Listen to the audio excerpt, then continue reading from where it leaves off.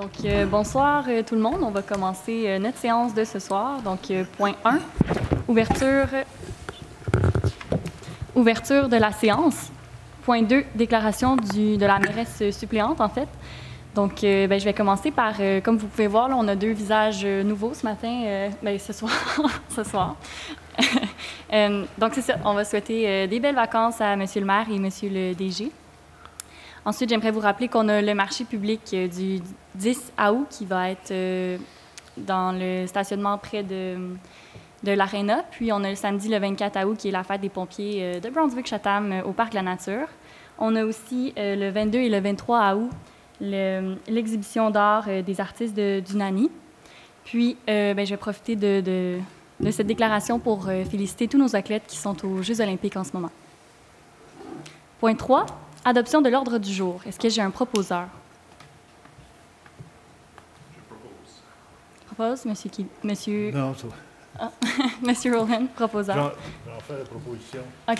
Monsieur Quillion, proposeur pour le point 3.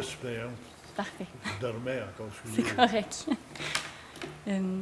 Est-ce que, point 4, période de questions. Est-ce qu'on a des questions dans la salle? Pas de questions dans la salle. Parfait. Oui, parfait. Point 5, adoption du procès-verbal de la séance ordinaire du 2 juillet 2024. Est-ce que j'ai un proposeur?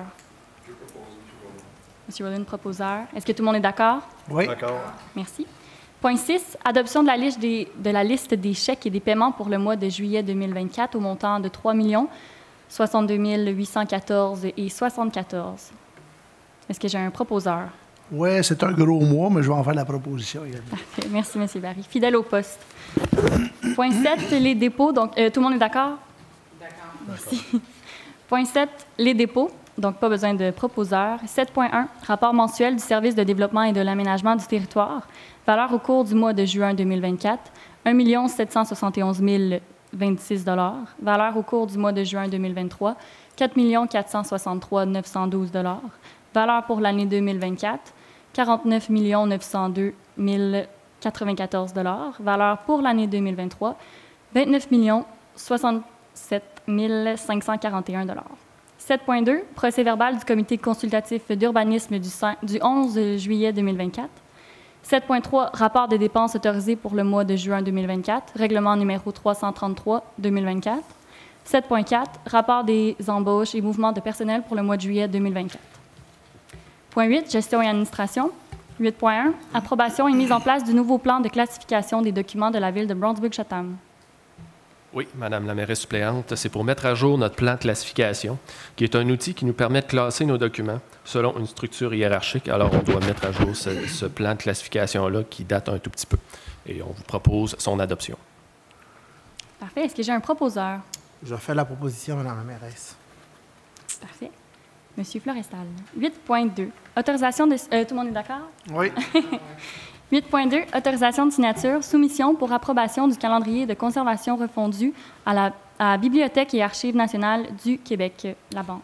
Pour faire suite à la résolution qu'on vient d'adopter, c'est pour autoriser une demande d'approbation à BANQ de notre nouveau calendrier de conservation. C'est un calendrier qui détermine les règles de conservation et de support des documents de la conservation jusqu'à la destruction, le cas échéant.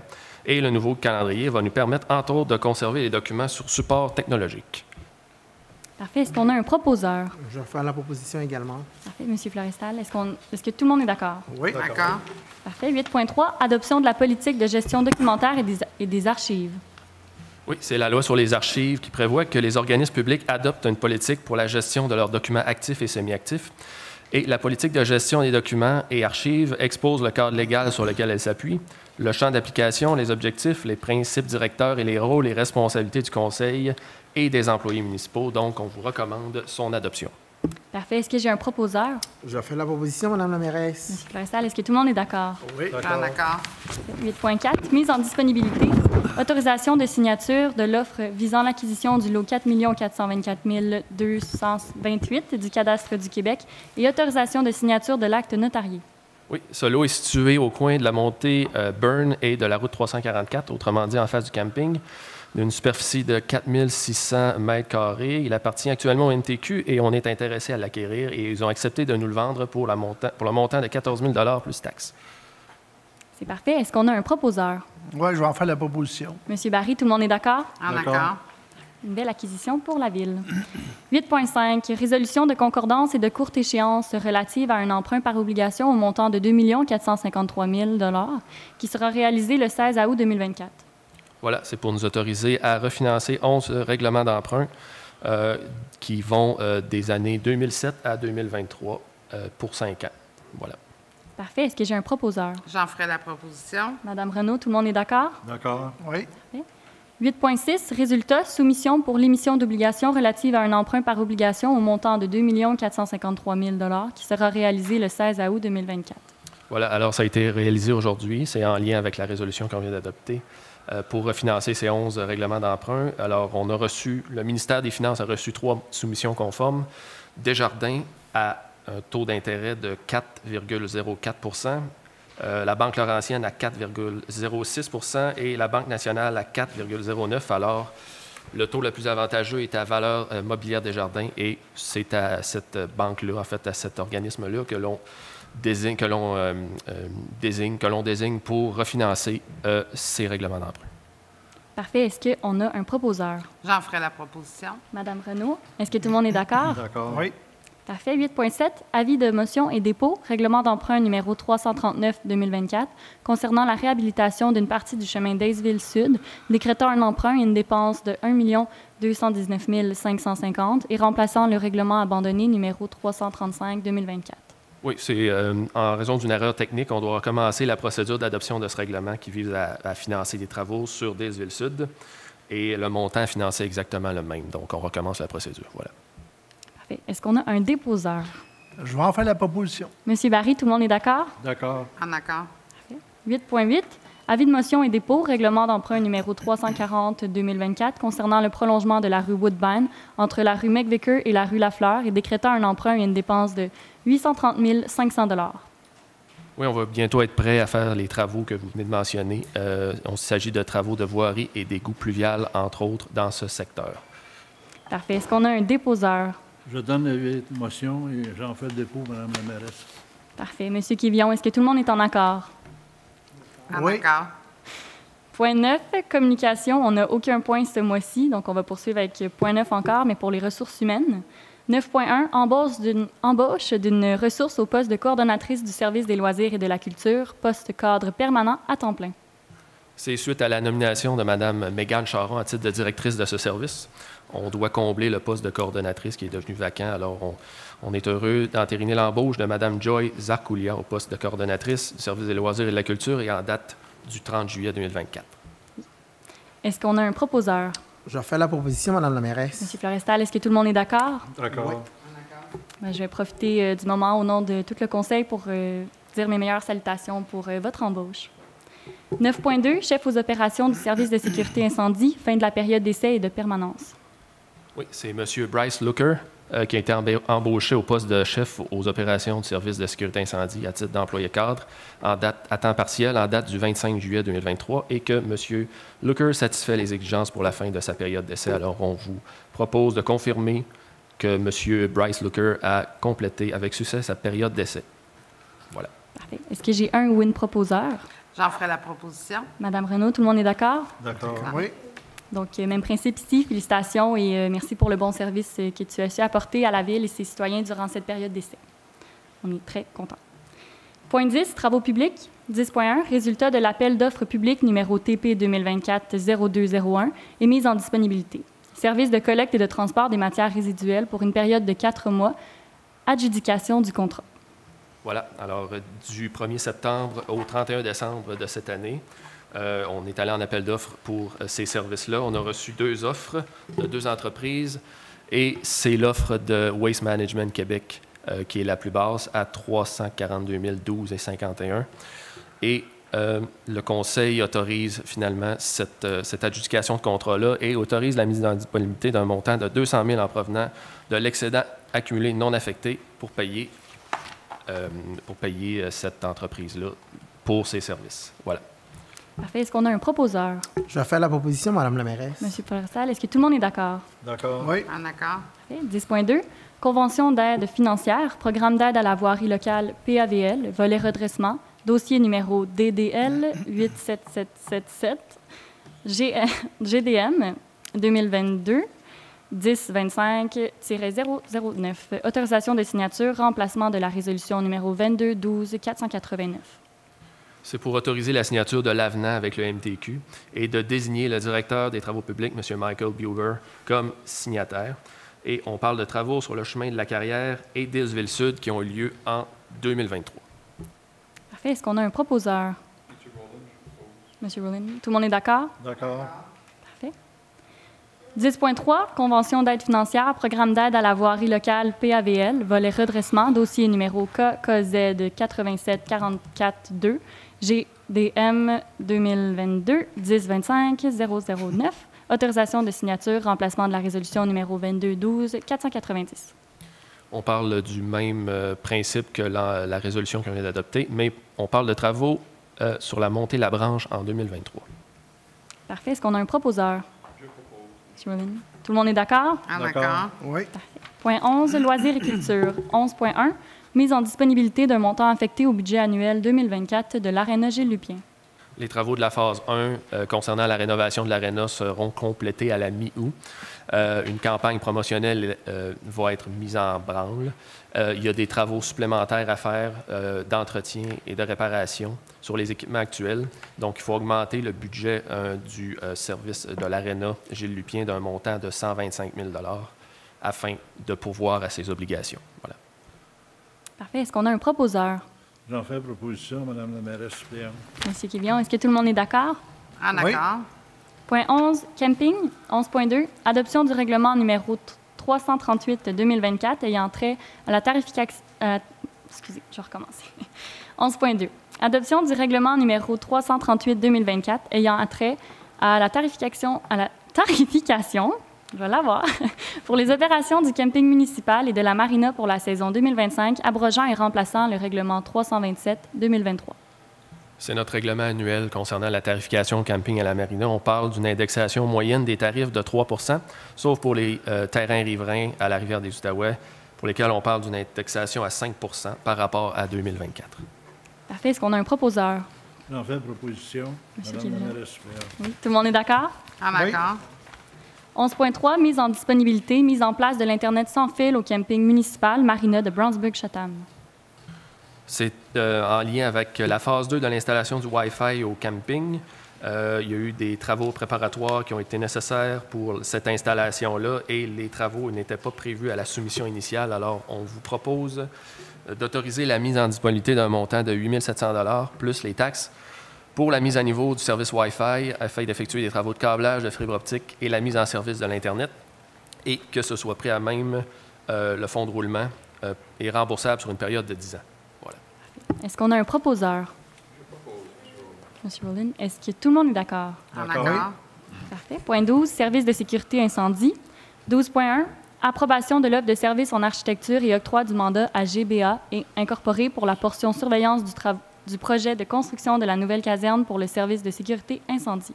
Oui, à la dernière séance, on a adjugé le contrat pour cette construction-là, qui est financée par le PRACIM, qui est un programme gouvernemental provincial. Donc, on doit évidemment mandater quelqu'un pour faire la surveillance des travaux. Et c'est la firme GBA Inc. qu'on retient à un montant de 70 000 plus toutes les taxes applicables. Parfait. Est-ce qu'on a un proposeur? J'en ferai la proposition. Madame Renaud, tout le monde est d'accord? D'accord. Oui. Parfait. Point 13, service du développement et de l'aménagement du territoire.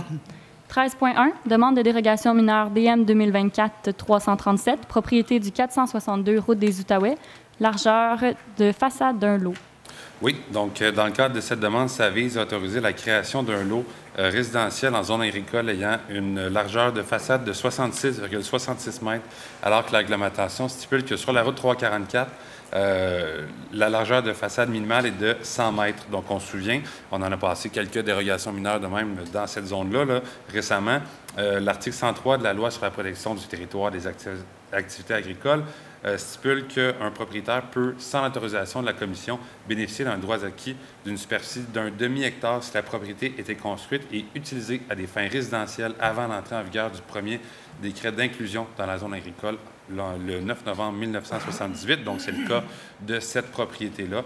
Et en fait, là, la création, pour respecter le demi-hectare, la création du lot nécessite l'approbation d'une dérogation mineure à 66,66 mètres. Ce dossier-là a été recommandé d'être accepté à l'unanimité par le Comité consultatif d'urbanisme. Donc, c'est ce qui est proposé d'être fait aujourd'hui. Parfait. Avant toute chose, est-ce qu'il y a des questions, des commentaires pertinents dans la salle pour cette dérogation mineure? Parfait. Donc, est-ce qu'on a un proposeur? Monsieur Bovin, tout le monde est d'accord? Oui, d'accord. 13.2, demande de dérogation mineure DM 2024-349, propriété du 33 chemin du lac Lantol, marge avant. Oui, donc cette demande consiste à rendre la marge avant conforme à la réglementation, considérant que celle-ci est de 1,98 mètres, alors que la réglementation stipule dans la zone que la marge avant minimale est de 7,5 mètres. Donc, dans leur analyse du dossier, les membres du comité consultatif d'urbanisme ont considéré que le demandeur n'a pas démontré, hors de tout doute, l'impossibilité de respecter la réglementation, considérant que d'autres emplacements semblent être en mesure d'accueillir une résidence, un puits et un système septique conforme à la réglementation, considérant que les membres du comité désirent que le demandeur explore d'autres options et soumette à nouveau cette demande qui pourrait être réévaluée si des nouveaux éléments des nouveaux faits sont amenés au dossier, et que, en fait, cette demande-là, les membres du comité ont voté à 2 voix pour accepter le projet et à 2 voix pour le refuser. Donc, l'article 2.9 du règlement constituant le comité consultatif d'urbanisme prévoit que dans ces cas-là bien précis, quand il y a un vote nul, la recommandation qui est faite au conseil, c'est de rejeter, donc de refuser la demande telle qu'elle est déposée. Donc, c'est ce qui est proposé d'être fait aujourd'hui, de refuser la demande de dérogation mineure. Parfait. Donc, même chose ici, s'il y a des questions, des commentaires. Parfait. Donc, est-ce qu'on a un proposeur? J'en proposerai le refus, Madame la Parfait. mairesse. Tout le monde est d'accord? Oui. D'accord. 13.3, demande de dérogation mineure DM 2024-350, lot 6 577 912 du cadastre du Québec, situé sur la rue George Brown, empiètement d'un escalier dans la marge avant. Oui, donc cette demande vise à autoriser la construction de 2 escaliers extérieurs sur le bâtiment principal, qui est un bâtiment de 6 logements sur la nouvelle rue George Brown, dans le quartier Woodbine. Donc, cette demande-là vise en fait, à régulariser la situation des escaliers extérieurs qui empiétaient de plus de 2 mètres, ce que le règlement prévoit, dans la ligne de l'eau avant. Donc, c'est ça. On viendrait autoriser un premier escalier à une distance de 4,30 mètres et un deuxième escalier à une distance de 4,91 mètres de la ligne de l'eau avant, au lieu de 5,5 tel que le règlement le prévoit. Donc, dans leur analyse du dossier, les membres du comité consultatif sont d'avis que l'acceptation de cette demande causerait un précédent et exposerait la Ville à plusieurs demandes du même titre, considérant que l'ensemble de ces lots-là sont nouveaux dans ce secteur-là. C'est un nouveau développement, comme je l'ai mentionné. Donc, le demandeur, les membres du comité, en fait, sont d'avis aussi que le demandeur n'a pas fait la démonstration qu'il n'était pas possible pour lui de construire son bâtiment conformément à la réglementation. Mais, toutefois, ils sont ouverts, les membres du comité, à réanalyser la demande si le requérant présente des faits nouveaux, des nouveaux éléments, des nouvelles contraintes qui seraient propres au terrain et qui pourraient faire en sorte qu'il ne peut pas respecter la réglementation. Donc, le comité a recommandé à l'unanimité de refuser la demande pour l'empiètement des 2 escaliers en cour avant, et c'est ce qui est proposé d'être fait aujourd'hui.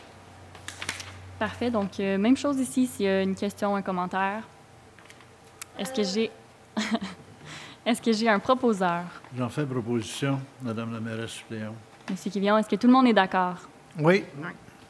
13.4, demande de PIIA numéro 2024-40 relative à une demande de certificat d'autorisation visant la rénovation extérieure du bâtiment principal, propriété située au 628 route du Canton.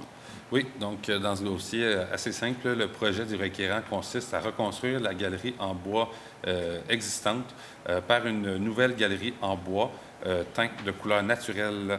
Donc, les membres du comité ont déterminé que la proposition rencontrait les objectifs et critères pour ce secteur-là et il est recommandé majoritairement au Conseil d'accepter la demande telle que déposée et c'est ce qui est proposé d'être fait aujourd'hui. Parfait. Est-ce qu'on a un proposeur? M. Rowan, tout le monde est d'accord? D'accord. Oui. D'accord. Parfait. 13.5, demande de PIIA numéro 2024-41. PIIA, qui est le plan d'implantation et d'intégration architecturale, d'ailleurs, relative à une demande de certificat d'autorisation visant la rénovation extérieure du bâtiment principal, propriété située au 294 rue des Érables. Oui, donc encore une fois, c'est simple. Le projet du requérant consiste à remplacer l'ensemble des fenêtres sur le bâtiment principal telles qu'elles sont présentement. Donc, 9 fenêtres à guillotine vont être remplacées par 9 fenêtres à guillotine et 3 fenêtres coulissantes vont être remplacées par des fenêtres coulissantes avec un cadrage en aluminium blanc, en PVC blanc, désolé. Les membres du comité ont déterminé que le dossier, la demande telle que déposée, rencontrait les objectifs et critères du règlement pour ce secteur-là. Donc, il est recommandé à l'unanimité d'accepter la demande et c'est ce qui est proposé d'être fait aujourd'hui. Parfait. Est-ce qu'on a un proposeur? J'en fais proposition, Madame la mairesse suppléante. Tout le monde est d'accord? Oui. D'accord. Parfait. 13.6, demande de PIIA numéro 2024-42 relative à une demande de certificat d'autorisation visant la régularisation des travaux, propriété située au 1321 route des Outaouais. Oui, donc le projet du requérant ici consiste à régulariser la situation de non-conformité qu'il y avait avec les travaux sur le garage privé détaché. Donc, il y avait un permis initial qui avait été délivré, qui n'était pas nécessairement, et les travaux qui ont été réalisés n'étaient pas nécessairement conformes là, à ce qui avait été autorisé au permis. Il y a une bonne partie des éléments non conformes qui ont été régularisés avec une modification réglementaire. Et là, on vient régulariser l'ensemble de la construction. Donc, on vient retirer l'escalier et les garde-corps existants, ainsi que la porte du deuxième étage qui, elle, sera remplacée par une fenêtre fixe sur la façade arrière du bâtiment. Ajouter de la tôle sur la plateforme du précédent balcon au-dessus de la porte du premier étage de la façade arrière aussi. Donc, les matériaux pour la fenêtre, ça va être fixe en PVC blanc et le toit du balcon va être en tôle de couleur gris pâle. Ça a été recommandé d'être accepté à l'unanimité par le CCU et c'est ce qui est proposé d'être fait aujourd'hui. Parfait. Est-ce qu'on a un proposeur? Je propose, M. Rowan. Tout le monde est d'accord? D'accord. D'accord. 13.8, demande de PIIA numéro 2024-44. Oui? OK. 44, relative à une demande de permis de construction visant la construction d'une habitation. Ah non, j'en ai sauté un. Vous avez bien raison. Désolée, je vais reprendre. On était à 13.7. Demande de PIIA numéro 2024-43, relative à une demande de certificat d'autorisation visant la construction de bâtiments accessoires, propriété située au 821 route des Outaouais. Oui, donc on se transporte dans le secteur de Greases Point, sur la route des Outaouais. Le projet du requérant consiste à construire un abri pour automobiles détaché ainsi qu'un abri pour bois de chauffage. Les deux bâtiments vont être jumelés ensemble, là, joints ensemble. Les matériaux qui ont été retenus pour l'abri et les deux abris, en fait, l'abri pour automobile et l'abri à bois, sont les mêmes que ceux présentement en place sur le bâtiment principal. Pour l'abri d'automobile, on parle de poutres, pour les poutres, de pin blanc massif teint de couleur Ashwood, même que la maison, et de la toiture en bardeau d'asphalte noir cobalt. Et pour l'abri à bois, on parle de la structure en latte de pin blanc teint de couleur Ashwood et en toiture en bardeau d'asphalte noir cobalt. Les membres du comité ont recommandé à l'unanimité d'accepter cette demande-là telle que déposée, et c'est ce qui est proposé d'être fait aujourd'hui. Parfait. Est-ce qu'on a un proposeur? Tout le monde est d'accord? D'accord. Donc là, on y va pour le 13.8 cette fois-ci. Demande de PIIA numéro 2024-44 relative à une demande de permis de construction visant la construction d'une habitation unifamiliale. Propriété située au 479 route rue des Érables. Oui, donc on est dans le secteur du centre-ville, au coin de la rue Saint-Patrick et de la rue des Érables. Le projet du requérant vise à reconstruire l'habitation unifamiliale isolée, la maison qui est construite présentement.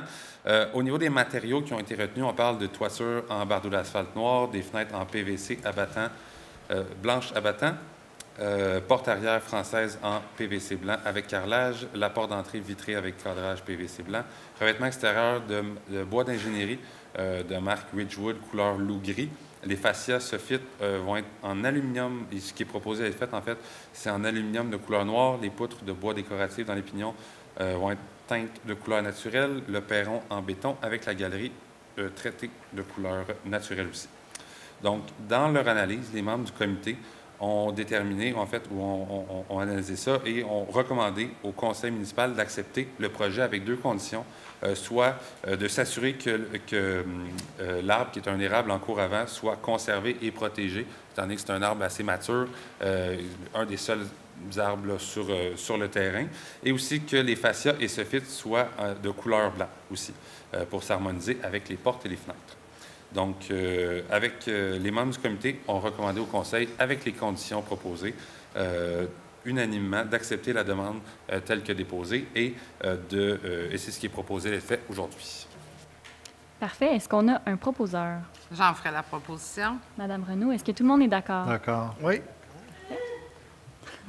Merci, Madame Lorrain.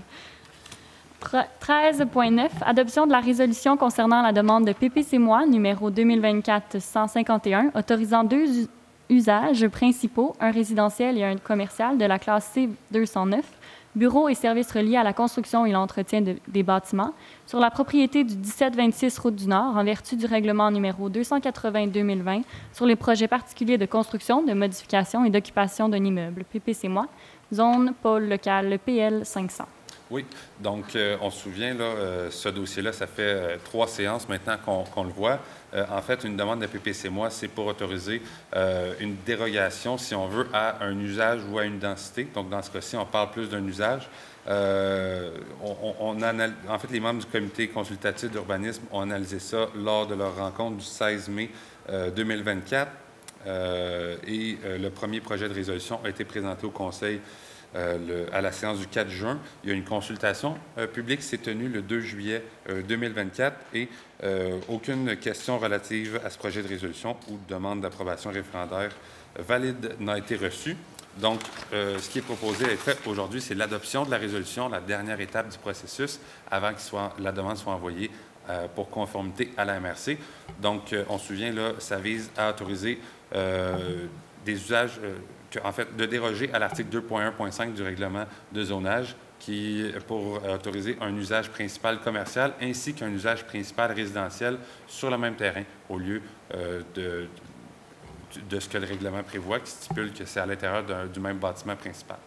Aussi, on vient autoriser les usages C209, donc bureaux et services reliés à la construction et à l'entretien des bâtiments dans la zone PL 509, ce qui n'est pas le cas présentement. Cette demande-là est assujettie de 4 conditions. Donc, dans un premier temps, c'est de conserver une bande tampon boisée d'au minimum 20 mètres le long de la rivière de l'Ouest, que soit autorisé uniquement le stationnement, le remisage et l'entretien des équipements reliés aux 2 usages spécifiquement autorisés sur le terrain. Et par ces 2 usages-là, on entend une entreprise de déneigement résidentiel et d'émondage. Et finalement, la 4e condition, c'est que le stationnement et le remisage et l'entretien des équipements ne soient pas visibles de la route du Nord. Parfait. Est-ce qu'on a un proposeur? Je vais en faire la proposition. Monsieur Barry, est-ce que tout le monde est d'accord? D'accord. 13.10, avis de motion et dépôt. Projet de règlement numéro 201-01-2024, amendant le règlement sur les plans d'implantation et d'intégration architecturale numéro 201-2013 de la Ville de Brunswick-Chatham, tel que déjà amendé, afin de modifier les objectifs, critères ainsi que la délimitation des secteurs assujettis le long de la rivière des Outaouais. Oui, donc les points 13.10 et 13.11, les explications vont être les mêmes. En fait, c'est l'avis de dépôt, avis de motion et dépôt du projet de règlement. Comme Mme la mairesse suppléante l'a mentionné, ce projet-là de règlement vise à attribuer des objectifs et critères plus spécifiques aux différentes pochettes de développement le long de la rivière des Outaouais, étant donné que chaque secteur possède des caractéristiques architecturales propres et que l'application de critères universels, comme c'est le cas présentement, pour l'ensemble de la route des Outaouais n'est pas viable, étant donné que les réalités sont différentes dans certains secteurs. Ça vise aussi à diviser la route des Outaouais en 3 secteurs distincts, soit le secteur de Cushing, Graces Point et Stonefield, au niveau du règlement. Je sais que c'est déjà le cas, là, mais au niveau réglementaire, avec des objectifs et critères spécifiques pour chacun. Aussi, on est venu doter ce chapitre de règlement-là de grilles d'analyse qui vont permettre aux membres, autant aux membres du comité consultatif qu'aux membres du conseil, de bien noter, si on veut, le respect de chaque critère par projet, si on veut. Et aussi, on est venu créer de nouvelles cartes pour l'ensemble du règlement PIA qui sont, selon nous, plus faciles d'utilisation. Et c'était une volonté du Conseil là, de revoir les objectifs et critères du règlement pour ce secteur-là. Parfait. Est-ce qu'on a un déposeur? Monsieur Rowland, tout le monde est d'accord? Tout le monde est d'accord? D'accord. Oui. Parfait. Donc, 13.11, adoption du règlement numéro 201-01-2024, amendant le règlement sur les plans d'implantation et d'intégration architecturale numéro 201-2013 de la Ville de Brunswick-Chatham, tel que déjà amendé, afin de modifier les objectifs, critères ainsi que la délimitation des secteurs assujettis le long de la rivière des Outaouais. Est-ce que j'ai un proposeur pour en faire l'adoption? Je propose. Monsieur Rowland aussi, tout le monde est toujours d'accord? D'accord. Parfait. 13.12, autorisation d'acquisition de l'eau. Gestion hors concept incorporée, quartier Woodbine. Oui. Donc, dans le cadre de cette demande-là, ça vise là, le projet de développement en cours dans le quartier Woodbine. Donc, on voyait tantôt là, les travaux de pavage. On vient demander l'autorisation de devenir propriétaire de certains lots qui avaient été prévus qui nous soient recédés à la demande de permis de lotissement, notamment 2 lots de bassin pluvial, pas des droits de passage, mais des lots qui servent de passage entre 2 rues, et ainsi que 3 lots qui vont être utilisés à des fins de parc. Considérant que ces lots sont destinés à être cédés à la Ville et qu'il y a lieu d'en autoriser l'acquisition. En conséquence, là, on vient autoriser l'acquisition à titre gratuit des lots 6 577 926, 927, 6 584 526, 527, 528 et les lots 6 584 971 et 6 590 259. On vient autoriser le service du greffe à mandater un notaire à ces fins. Et le conseil municipal de la Ville autorise M. le greffier, M. Pierre-Alain Bouchard, ou l'assistante greffière Mélanie Ladouceur à signer pour et au nom de la Ville tous les documents nécessaires afin d'accepter la cession des 10 lots. Parfait. Est-ce qu'on a un proposeur? J'en fais proposition, Mme la mairesse suppléante. C'est Kivion, tout le monde est d'accord? Oui. Parfait. 13.13, demande de PIIA numéro 2024-029 relative à une demande de certificat d'autorisation visant la rénovation extérieure du bâtiment principal, propriété située au 296 rue Hillcrest, remplacement de la résolution numéro 2024-06-194. Oui, donc au mois de juin, les membres du conseil avaient passé une résolution visant à refuser des travaux de remplacement du perron de béton d'une maison dans le secteur des maisons ouvrières, donc sur la rue Hillcrest, pour le reconstruire avec les mêmes dimensions en bois traité vernis naturel et en barotin en aluminium. Les membres du conseil ont réanalysé le dossier et sont d'avis que l'application stricte des critères du règlement pour ce secteur poserait un préjudice aux propriétaires considérant l'augmentation des coûts associés aux travaux de cette demande, aux travaux demandés, en fait, et que les motifs ne portent pas atteinte à l'architecture générale de ce type de bâtiment-là.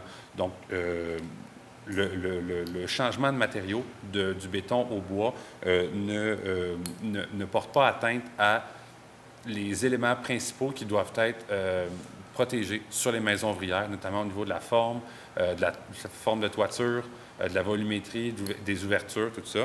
Donc, les membres du Conseil désirent revenir sur la décision rendue dans la résolution 2024-06-194 afin d'accepter le projet du requérant tel que déposé. Parfait. Est-ce qu'on a un proposeur? J'en fais proposition. Monsieur Madame Quillian. la mairesse suppléante. Parfait. Tout le monde est d'accord? Oui. 13.14, demande de PIA numéro 2024-39 relative à une demande de certificat d'autorisation visant la rénovation extérieure du bâtiment principal, propriété située au 261 rue Mountain, remplacement de la résolution numéro 2024-07-228. Oui, donc les explications pour cette demande sont sensiblement les mêmes, là. Encore une fois, une partie des travaux dans ce cas-ci là, pour cette résidence-là visait le remplacement d'un balcon d'entrée d'une maison ouvrière qui est présentement construit en pierre par du bois traité avec barreaux de rampe en aluminium. Essentiellement, là, c'est les mêmes applications là, qui s'appliquent pour ça. Donc, on vient accepter là, le remplacement justement de ce perron-là en bois traité. Parfait. Est-ce qu'on a un proposeur? J'en fais proposition. Madame la mairesse suppléante. Tout le monde est d'accord? Oui. Parfait. Donc, point 14, on a la deuxième période de questions.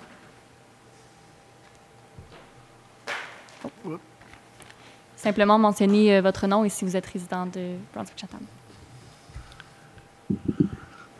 Mon nom est Louise Martel.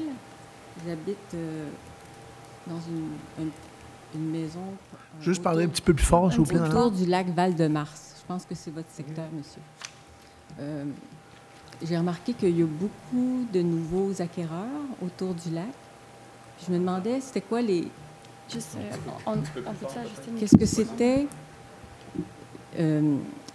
au sujet de la clause, la fameuse clause de grand-père? Pour ce qui est des fosses septiques, est-ce que les nouveaux acquéreurs sont sujets aux anciennes lois de la propriété qu'ils achètent? Puis ils ont combien de temps pour se conformer? Étant donné qu'il y a des nouveaux règlements, c'est Je peux peut-être répondre à la question, là. En fait, les nouveaux acquéreurs vont bénéficier de la clause grand-père sur une propriété qu'ils achètent s'il y en a une. Autrement dit, nous, le service du développement et de l'aménagement du territoire fait des tournées annuelles pour faire des inspections, pour s'assurer du bon fonctionnement des systèmes septiques. On a fait le lac Val-de-Mars là 2 ou 3 ans là, de mémoire. Et puis, les propriétés qui étaient en infraction, que le système était défaillant, ont dû se conformer à la réglementation, donc faire des modifications, des ajustements à leur système. Par contre, les nouveaux acquéreurs, si leur système septique de la maison qu'ils achètent n'est pas polluant, on ne peut pas les obliger à remplacer le système. OK. Mais, excusez-moi, qu'est-ce que c'est votre fonction, monsieur? Moi, je suis directeur du service du développement et de l'aménagement du territoire. Okay. Donc, si on voit quelque chose qui nous convient pas, on va vous voir vous? Oui, vous pouvez communiquer avec moi par téléphone, par courriel ou à l'hôtel de ville, oui. Parfait. Merci. Pas de problème. C'est bon.